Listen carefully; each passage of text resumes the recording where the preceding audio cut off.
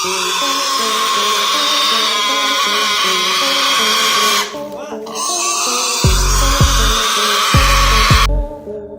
से लेकर बकरी तक हर तरह के जानवर को बड़े मजे से खाने वाले मुसलमान आखिर सूअर का मांस क्यों नहीं खाते? आखिर क्यों इस्लाम धर्म की सबसे पवित्र किताब कुरान में सूअर को खाने से मना किया गया है? क्या इसके पीछे कोई रूढ़िवादी सोच है या फिर असलियत कुछ और? आज के इस वीडियो में सूअर के मांस और मुसलमानों के बीच की दुश्मनी की हर एक बात आपके सामने रखेंगे, जिसे सुनने के बाद आप हिंदू हो या मुसलमान, आपके होश उड़ जाएंगे। लेकिन हम वीडियो में आपको आगे कुछ बताएं उससे पहले आप हमें कमेंट करके बताइए कि क्या आप मांस मछली खाने वाले नॉन वेजिटेरियन इंसान हैं या फिर ब्राह्मणों की तरह शुद्ध शाकाहारी खाना खाते हैं। क्योंकि दोस्तों, दुनिया भर के तमाम धर्म और जाति में आपको शुद्ध शाकाहारी लोग मिल जाएं, लेकिन इस्लाम धर्म को मानने वाले शायद ही कोई ऐसा होगा जो खुद को शाकाहारी कहे, क्योंकि इस धर्म से जुड़े लोग अरब के देशों से ताल्लुक रखते हैं। इनकी शुरुआत वहीं से हुई जहां दूर दूर तक सिर्फ और सिर्फ रेगिस्तान ही दिखाई देता है। ऐसे में साग सब्जी खाना इनके लिए मुमकिन नहीं था। हालांकि अब परिस्थितियां बदल चुकी हैं, हालात बदल चुके हैं, लेकिन मुसलमानों की आदत नहीं बदली। उन्हें तब भी मांस खाकर जिंदगी बिताना अच्छा लगता था और आज भी। लेकिन एक चीज ऐसी है जिसे खाना तो दूर की बात, उसका नाम लेने से भी मुसलमान कतराते हैं। जी हाँ, और वो चीज है सूअर का मांस। जी, सूअर के मांस को कोई भी मुसलमान नहीं खाता और ना ही कोई सूअर का नाम लेना पसंद करता है। असल में मुसलमानों की जिंदगी में होने वाली हर एक चीज पर, चाहे उनका खाना पीना हो या उठना बैठना, यहाँ तक कि उनके बात करने के तरीके तक में कुरान पाक की दी हुई नसीहतें झलकती हैं। हर एक सच्चा मुसलमान कुरान में लिखी बातों का पालन करता है और इसी किताब में उन्हें सूअर का मांस खाने से हरगिज मना किया गया है। पर सवाल ये आता है कि आखिर सूअर के मांस में ऐसा क्या है जिसे उनकी सबसे पवित्र किताब ने ही नकार दिया है? दोस्तों, हम सभी जानते हैं कि इस्लाम धर्म में मांस खाना पूरी तरह से जायज है, लेकिन मांस में क्या चीज खाई जा सकती है और क्या नहीं, इसके भी पूरे नियम कानून कुरान पाक में दिए हुए हैं। ठीक उसी तरह जैसे इस्लाम में शराब पीना हराम माना जाता है, वैसे ही इस्लाम धर्म में सूअर खाना भी मना है। कुरान के सूरा 2 आयत 173, सूरा 5 के आयत 3 के साथ साथ और भी कई आयतों के जरिए आदेश दिए गए हैं कि मुसलमानों को ऐसे किसी भी जानवर का मांस नहीं खाना चाहिए जो हलाल ना हो। अब ऐसे में कौन सा जानवर है जो इस्लाम में हराम बताया गया है? दोस्तों, कुरान शरीफ में इस बात का जिक्र किया गया है कि मरे हुए जानवर का मांस खाना हराम है। ऐसा जानवर जो किसी वजह से मर गया है, जैसे कि एक्सीडेंट या बीमारी वगैरह से मरने वाले जानवर का मांस खाने से इस्लाम धर्म को मानने वाले लोगों को मना किया गया है। दोस्तों, सूरा 5 आयत 3 में लिखा है कि उसने तुम्हें केवल मना किया है मृत पशु, खून, सुअर का मांस और वो सब जिसमें अल्लाह के अलावा किसी और का नाम हो। हालांकि अगर किसी की मजबूरी है तो बिना इच्छा किए उस पर कोई बात नहीं है, क्योंकि अल्लाह वाकई में रहमत करने वाला और माफ करने वाला है। दोस्तों, यहाँ पर खास तौर पर सूअर के मांस को ना खाने की हिदायत दी गई है और सिर्फ इस्लाम धर्म की धार्मिक किताब कुरान में ही सूअर के मांस को नापाक नहीं बताया गया, बल्कि अगर आप बाइबल उठाकर देख लेंगे तो उसमें भी सूअर के मांस को खाने से मना किया गया है। बुक ऑफ लेविटिकस के चैप्टर नंबर 11 वर्स नंबर 7 में सूअर को ना खाने का उल्लेख किया गया है। अब ये दोनों ही धार्मिक किताबें सूअर के मांस को ना खाने को कहती हैं, तो आखिर सूअर के मांस में समस्या क्या है? दोस्तों, इस सवाल का जवाब छुपा हुआ है सूअर के कैरेक्टर में। जी हाँ, जिस तरह अगर इंसान का कैरेक्टर खराब हो तो लोग उससे दूरी बना लेते हैं, ठीक उसी तरह सूअर की खराब नीयत के चलते कोई उसे पसंद नहीं करता।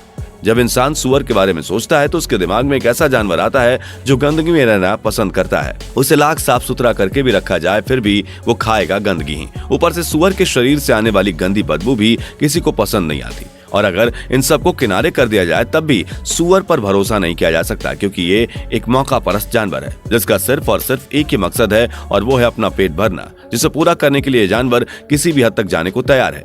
इसलिए तो सूअर को कुछ भी मिल जाए वो खा लेगा, फिर चाहे शाकाहारी पेड़ पौधे हो या फिर मांसाहारी जानवर। यहाँ तक कि अगर कुछ अच्छा ना मिले तो सूअर मलमूत्र खाने से भी पीछे नहीं हटता।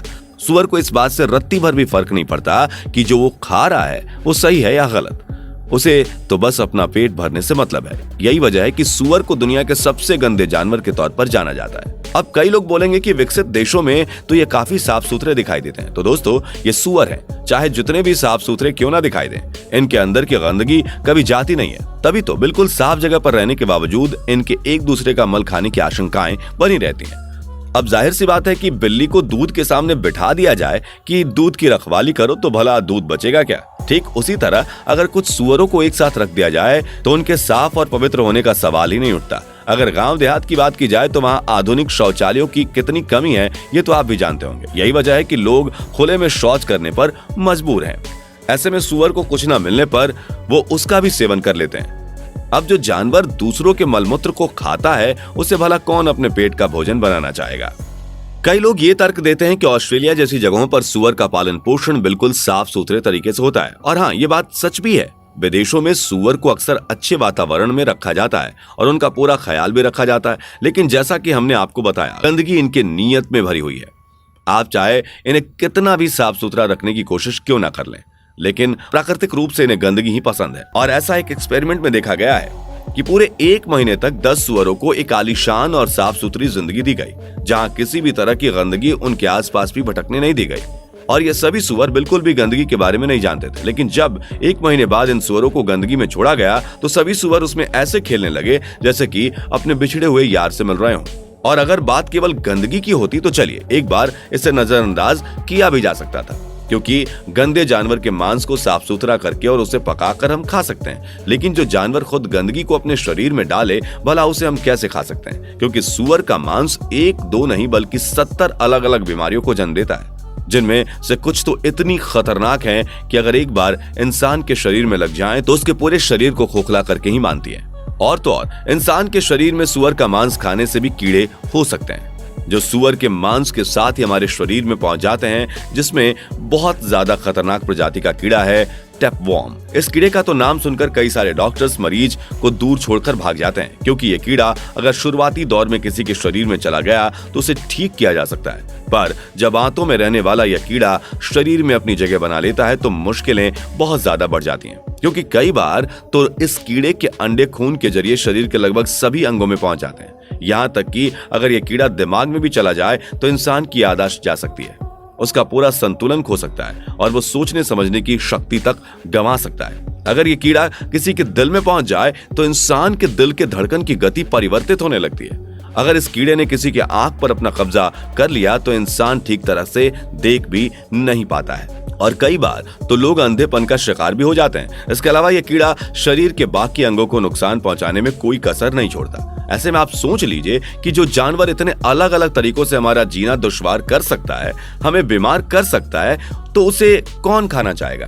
और हाँ, इस गलतफहमी में आप मत रहिएगा कि आप सुअर के मांस को पका लेंगे तो उसके अंदर सारी गंदगी, सारे कीड़े मकोड़े खत्म हो जाएंगे। ठीक है, पकाने पर भी सुअर के अंदर मौजूद ये जहरीली चीजें मरती नहीं है और हमारे शरीर के अंदर पहुंचकर अपना घातक प्रभाव दिखाना शुरू कर देती हैं। यही वजह है कि दुनिया भर के तमाम धार्मिक ग्रंथों और खिताबों में सुअर के मांस को खाने से मना किया जाता है, ताकि कोई भी इस गंदगी भरे जानवर के विषैले स्वभाव का शिकार ना हो।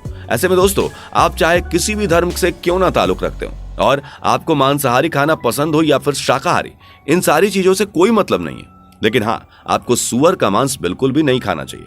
और अगर आप मुसलमान हैं तब तो आपको सुअर के मांस के बारे में सोचना तक भी नहीं चाहिए। बाकी दोस्तों, वीडियो में दी गई इन्फॉर्मेशन आपको कैसी लगी हमें कमेंट करके जरूर बताइए और इसी तरह के वीडियोस को देखते रहने के लिए इस चैनल को सब्सक्राइब करना ना भूलें। दोस्तों, आपको स्क्रीन पर 2 और वीडियोस दिखाई दे रही हैं, जिसे देखने के लिए स्क्रीन पर क्लिक करें।